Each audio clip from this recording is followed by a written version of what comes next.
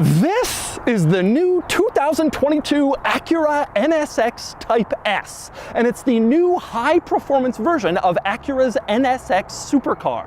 The new NSX has been controversial ever since it first came out, but now it's going out of production, and it's going out with a bang, with a limited production high-performance version, the Type S. And today, I'm going to review it. Before I get started, be sure to check out Cars and Bids, which is my enthusiast car auction website for cool cars from the modern era, now with free listings. You can list your cool car for free and auction it on Cars and Bids. And we've had some fantastic sales recently on Cars and Bids, including this Ferrari 360 Spider beautiful car sold for $87,000. This gorgeous Porsche 997 Carrera S brought almost $43,000. And this wonderful Sprinter van sold for more than $74,000. We've done fantastically with adventure vans on Cars and Bids. Anyway, if you're looking to buy or sell a cool enthusiast car from the modern era, the 1980s and up, Cars and Bids is the place to do it, with daily auctions and great selection at carsandbids.com. So let's talk NSX. Everybody knows the original Acura NSX, which came out in the early 1990s and was sold through 2005. A second generation model appeared in 2017,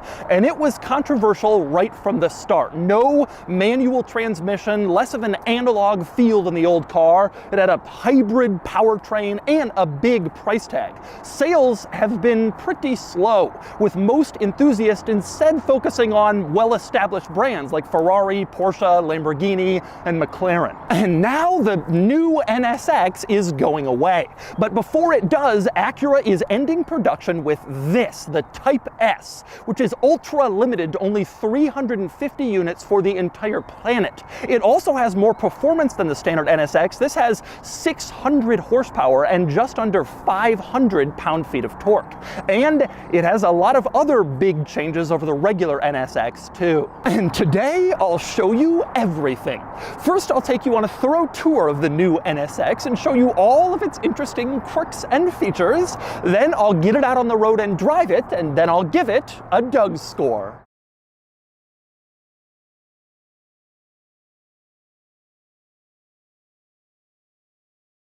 All right, I'm going to start the quirks and features of the NSX Type S by going over some of the upgrades and differences for the Type S compared to the regular NSX we've known over the last 6 years. And it starts before you even get inside with the key. Now, on the front, it just looks like a normal Acura key, although I do like that you have a little NSX graphic for the trunk opener instead of a generic car. That makes you feel special, but you feel even more special when you flip it over and you can see not only does it say NSX, but it also says Type S. You don't even get just a regular NSX key if you get the Type S. You get the real deal Type S key. Now, to be totally honest, I'm surprised they badged the key with Type S, because this car doesn't really have that many Type S badges aside from that one. The primary one you'll find is here. In front of the rear wheel, there's a little decal that says Type S, and you can see that appears on both sides, driver and passenger. You get your Type S decal there, but that is pretty much it in terms of Type S badging for this car. The only other badge you can really see is this plaque mounted on the engine cover. You can see it through the rear window, and it gives the individual number of your NSX Type S. The regular NSX doesn't have that. Now, this plaque is an interesting thing with the Type S. You can see this one is numbered 0 out of 0 because this car isn't part of the regular Type S production run. This is the press car that Acura is keeping for themselves. But all the other models will be numbered out of 350 because that is the total production for this car. 350 units for the entire world, which works out to 300 for the United States and 50 for other countries, which Acura told me is just Canada and Japan. And it's worth noting that that 350 unit production run is another difference between this car and the regular NSX, because all 2022 NSX models will be Type S's. You can't get a standard NSX anymore. If you get a 22, it's a Type S, and then production is going to end. So that's the end. Now, pricing for this car will start start around $172,000 with shipping, which is pretty expensive. And if you choose this color, it's even more expensive. This is called Gotham Gray. There's only going to be 70 of these in this color, and it costs an extra $6,000 in addition to that incredibly high sticker price. So if you want this special color, you're going to be paying. But anyway, next up, I want to go through some other exterior changes for the NSX Type S, and probably the most obvious one is up front, where you have a totally redesigned front fascia, front splitter compared to the standard NSX. It's more aggressive, it's bolder. You can see it almost looks like a C8 front end. It's kind of more modern, and it comes with several big changes in addition to just looking different. One is the placement of the Acura badge. Previously, it was on this front hood panel a little bit higher up, but now it's been moved to the front fascia itself, so that'll be an easy way to tell Type S models apart when you see them on the street, where the Acura badge is located. Now, another big difference in the front end of the Type S model is that all the openings up here have been enlarged for improved cooling. Some of the openings have been enlarged to help cool the electric motors, which are right here in front. Some have been enlarged to help cool the brakes, and some have even been enlarged to help channel air to the intercoolers, which are mounted in back. Because of the way they designed this, air flows out of the front a certain way and hits those intercoolers and helps add additional cooling compared to the regular NSX. So you do have some performance benefits from this more aggressive front end. Now, one other item you will notice on this front fascia is the carbon fiber. Around basically the entire lower part of it, it's all carbon fiber. And carbon is kind of a theme on the outside of this car because all NSX Type S models come standard with the carbon package that was previously optional on the regular NSX. So that includes the carbon fiber on the front splitter. It also includes carbon fiber trim here on the rocker panels on the side of the car, which looks pretty cool. You also have a carbon fiber roof panel. You can see here, not painted in body color, but carbon fiber for lighter weight. And you have this large carbon fiber spoiler in back that is standard on the Type S, optional on regular NSX models with the carbon package, but standard here and very noticeable. And finally, the last bit of notable carbon on the outside of this car is on the rear diffuser. You can see it here along the bottom, and you can also see that the rear diffuser is far more aggressive than what you get on the standard NSX. Just like the front fascia of the Type S was redesigned for a more aggressive look, the same is true back here. You have a more aggressive, bolder look that Acura tells me also happens to improve downforce for the car. So it looks cooler and it has a performance benefit. Acura also says that this rear diffuser was modeled after the one in the NSX GT3 race car, so you have kind of a little bit more of that race car look on the outside of the Type S. But while the rear diffuser is very notable and it looks very cool, I don't want to get past the carbon stuff just yet because this car has some more carbon in the form of a lightweight package that's an option on the Type S model. This car has a lightweight package and it includes carbon ceramic brakes. You can see here this car has carbon ceramics. It also has a carbon engine cover. You can see all the trim around the engine is in carbon fiber and it looks very cool and sporty. And the lightweight package also includes some carbon fiber interior trim, and you can mainly see that like on the steering wheel here and also on this hood over the gauge cluster, a little bit of interior carbon fiber. Now, this lightweight package costs $13,000 extra, so it is a big expense, but it's probably going to be something most people who buy this car are going to want to get, since this is the performance version and the lightweight package enhances the performance. But anyway, a couple of other interesting changes around back to the NSX Type S. One is the badging. You can see the Acura badge is black. Acura tells me this is the first time they have ever put black badges on one of their cars from the factory. Other Type S models have had black accents, but the badges have always been chromed, but now they are black to distinguish the NSX Type S. Another little cosmetic detail on the engine, you can see this red panel on the engine cover. That, Acura says, is a hallmark of Honda and Acura performance vehicles. They've always had like a red streak on the engine in one place or another, and so they've added that here to fit in line with these other high-performance Hondas and Acuras.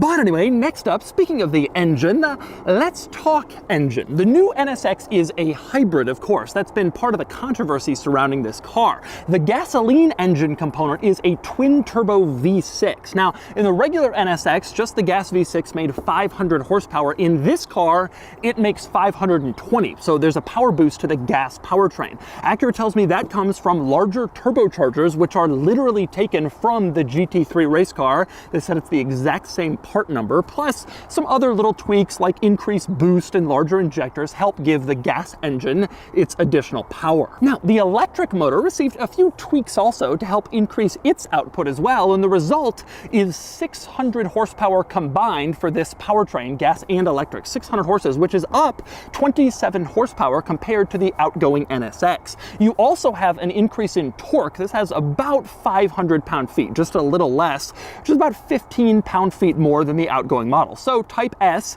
in addition to all the other upgrades, does indeed have more power and more torque. And of course, that translates to better acceleration. Acura doesn't quote 0 to 60 figures, they told me, but the prior model was said to do 0 to 60 in around 2.9 seconds. Acura says this should be a couple of tenths faster, so think 2.7 seconds 0 to 60 for the NSX Type S. That is pretty quick. But anyway, next we're inside the car. I want to go over the Type S distinctive items in here, starting with a lot of different red accents. You can see red stitching on the door panel right here. You can also see red stitching on the dashboard throughout to make the car look sportier, and red stitching on the center console, of course. Again, all this stuff is distinctive just to the Type S model. Now, the red theme continues on the seats, where you can see a lot of red trim. Not just stitching, but also nice panels of red leather, which look very good, very attractive in this car. And you have NSX embroidered in the seats and the headrest part in red,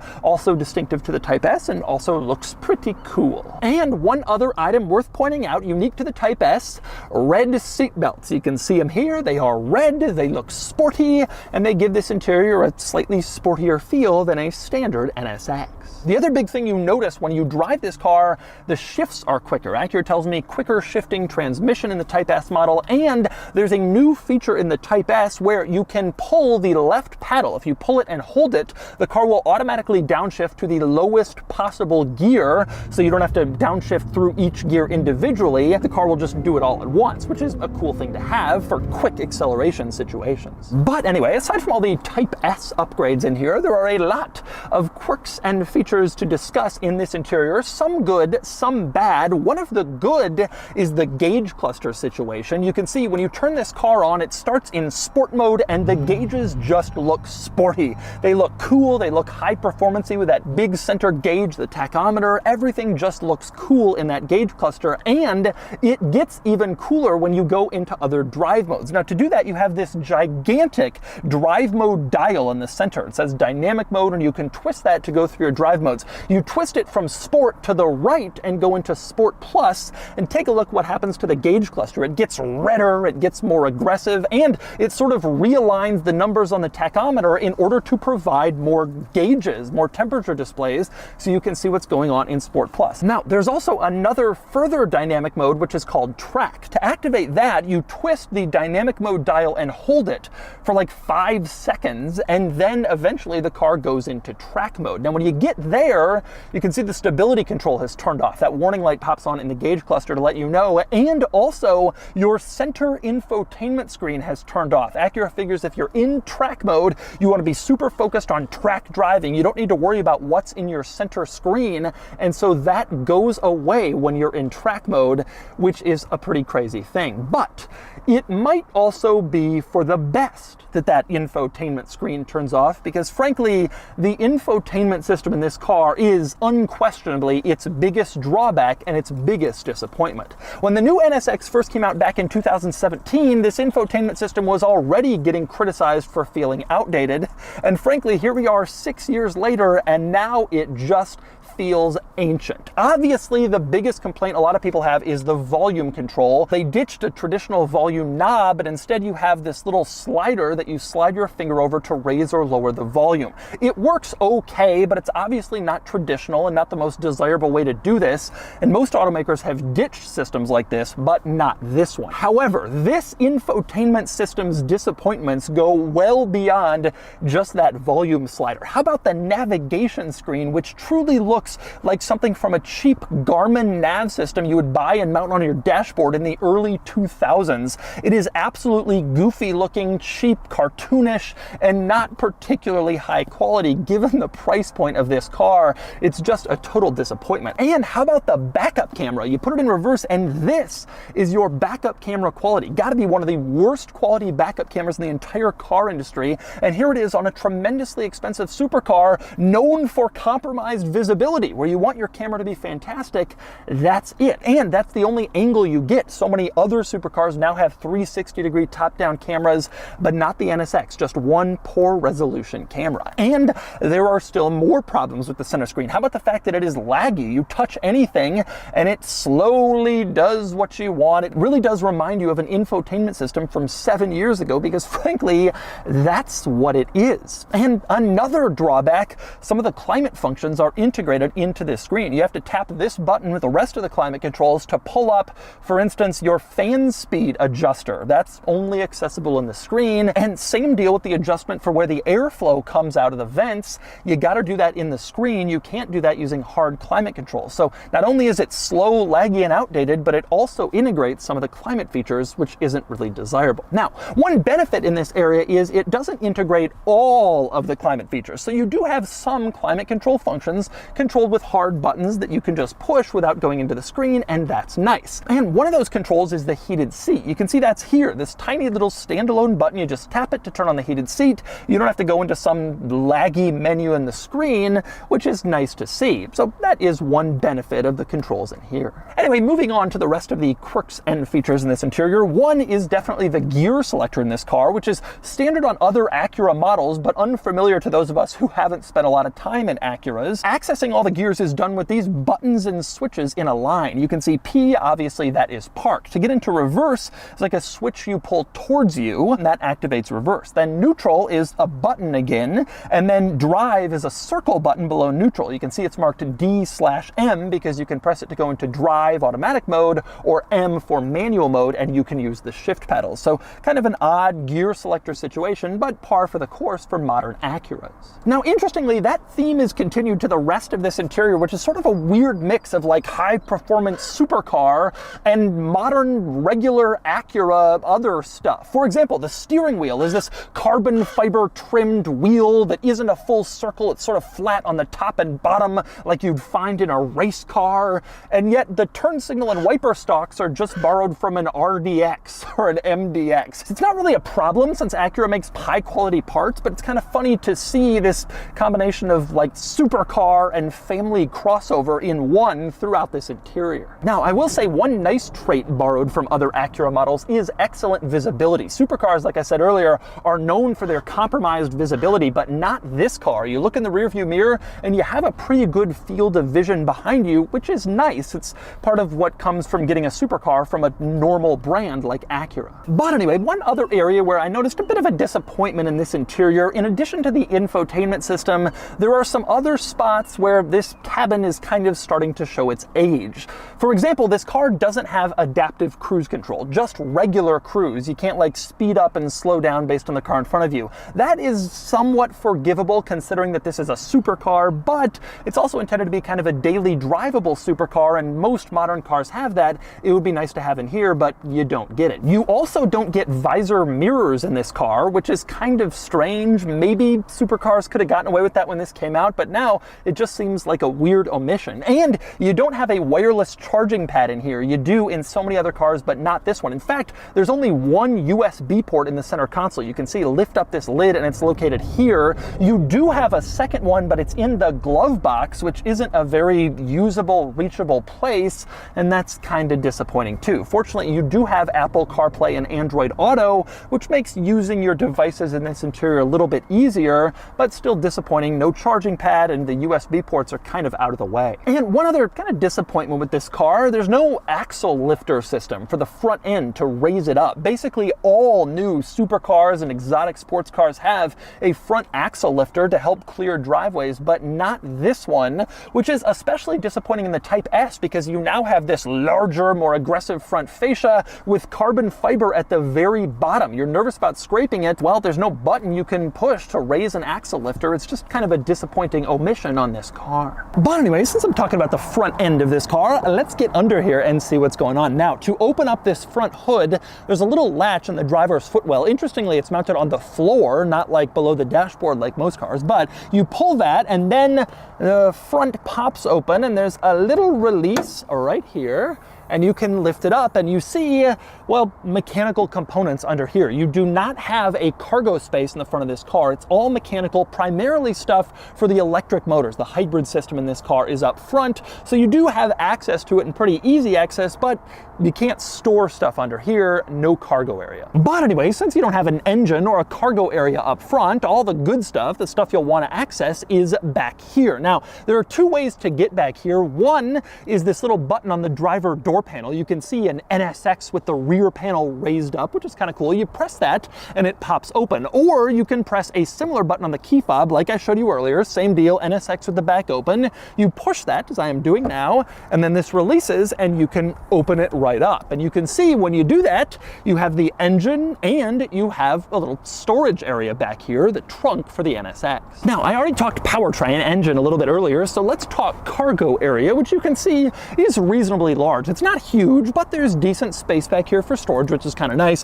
One interesting thing about this cargo area, there is a bump in it, sort of in the middle on the floor. Actually, it's a little offset to the left, that bump. It's not just the carpet, it's actually in there. I suspect some mechanical component needed to take up that space, so the load floor in the trunk isn't flat, which is kind of unusual, a little bit quirky, you might say. But anyway, since I'm out here, let's talk through another interesting exterior quirk of this car, and that would be the door handles, which are indeed kind of strange. You can see right now they're flush up against the car, and that means that the car is locked. When you unlock the car, you can see press the unlock button, the door handles pop out, and then you can grab them, pull on them, and open up the door. Now, interestingly, there's a little button next to the door handle. You can see it here. If you push that, it locks the doors, but that same button will not unlock the doors. It only has the function of locking them. Now, the car is supposed to unlock the doors when you walk up to it with the key in your pocket. You don't push anything, it just recognizes you're coming and it unlocks the doors, but I noticed that doesn't really always work all the time. So sometimes you actually have to take your key out of your pocket and press the unlock button to unlock the doors. Kind of an interesting door handle locking situation. And since I'm out here, let's talk NSX Type S a little bit in general. First, styling. This is a beautiful car. It always was when it came out in 17, even now it is a beautiful supercar, very attractive, it looks great, it's aging well, and it still is a gorgeous car. And I think the Type S improvements only make it a little bit more focused and a little bit more sporty, and they keep the same basic, beautiful look it's always had. It really always was a nice looking design. But that wasn't enough to get people to buy it. Acura told me that they only made about 2,900 NSX models during its entire production run, including the Type S. Now, that makes this car rarer than the 0506 Ford GT. This is an exceptionally uncommon car, and the Type S is the most uncommon of them all. It's really, really rare, and I predict it's gonna be desirable and valuable someday, even though right now enthusiasts don't really see it that way. The criticism of this car was it doesn't really follow up on the original NSX. It doesn't have that analog feel, the manual transmission. Instead, you have the hybrid, the automatic, the high price tag. People complained about it, but with only 2,900 of these built, and given the performance numbers, the styling, I suspect someday people will change their tune about this car and it will become really a car to have. Now, one other thing worth mentioning here is Type S. I asked Acura, why didn't you call it Type R? Because that would make it more desirable and enhance the appeal, and they told me it's because they're trying to make Type S happen with their other models. There's a TLX Type S and MDX Type S is coming out, and they wanted to tie that in. Now, they didn't tell me, but I also think their feeling is that Type R is more of a Honda thing. They have the Civic Type R, and so that's a Honda thing. Type S is more restrained, a more luxurious term, and so Acura. There will be no Type R version. This is the end of the line for the NSX. And so those are the quirks and features of the new 2022 Acura NSX. Now it's time to get it out on the road and see how it drives. All right, driving the new NSX Type S.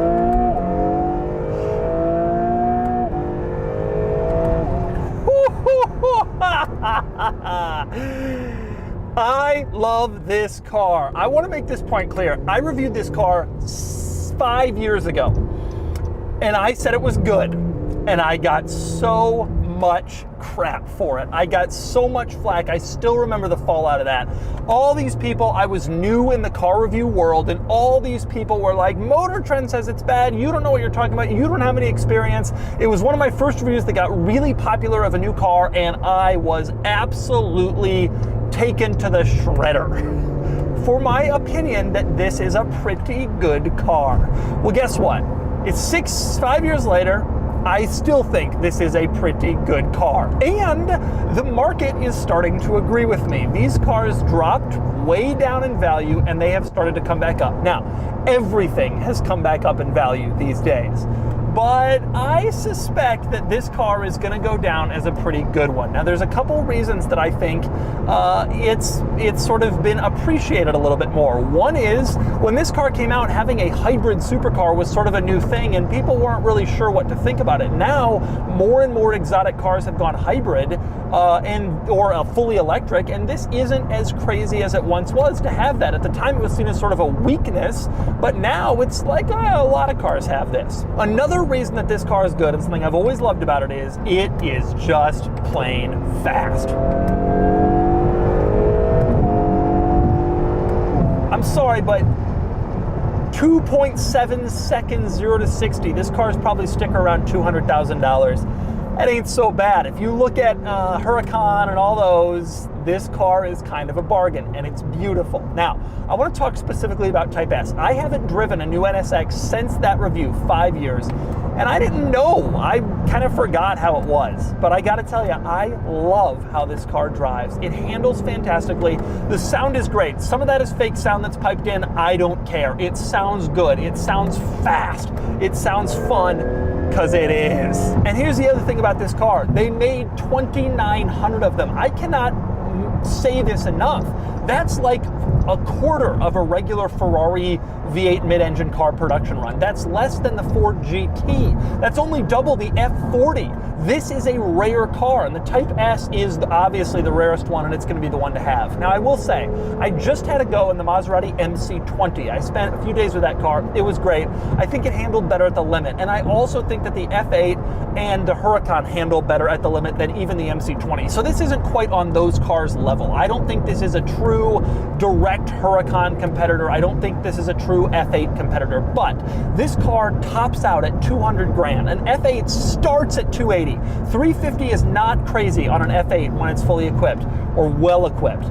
This car is a pretty damn good value for the money in the world of the supercar, and it still looks good, and it still drives well, and it's reliable. People put miles on these. It is usable. It's comfortable in here. I have space for my legs, my knees, my head. I have good visibility. This is a drivable, good car. Now, obviously, there are some drawbacks. Like I said, at the limit, handling not that great. Infotainment is not good. It's not even not that great. It's not good. Even compared to like Italian car rivals, it's bad. Ferrari does better with infotainment. Other than that, I don't see any real problems with this car except for, of course, the badge. It shifts quickly. It has the cool gauge cluster screen, which looks awesome when you go between gears.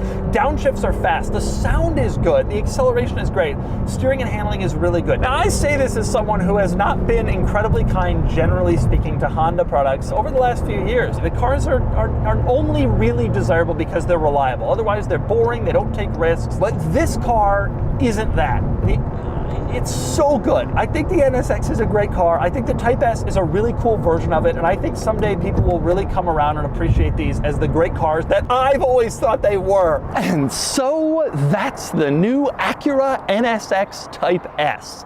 This is a special car, and I have always felt that the new NSX is underrated in the supercar world, and I suspect that the Type S will be especially desirable as time goes on. It was cool to check this car out. It's a thrilling drive, and now it's time to give the new NSX Type S a Doug score. And the Doug score is here, 68 out of 100, which places the NSX Type S here against some modern supercar rivals, tied with the Porsche 911 GT3 and just behind the McLaren 720S. I got a lot of hate years ago when I praised the original new NSX, and I feel like the same is coming this time too. But I think people are wrong about this car. It's rare, it's exceptionally fast, it looks cool, and this is the swan song model, the S2000 CR of the NSX range, which will surely be highly coveted someday. Cabin technology is bad and the brand name isn't much better, but this is a special car, and I was impressed by the Type S. Ba ba ba ba ba. No! Ah! Rah!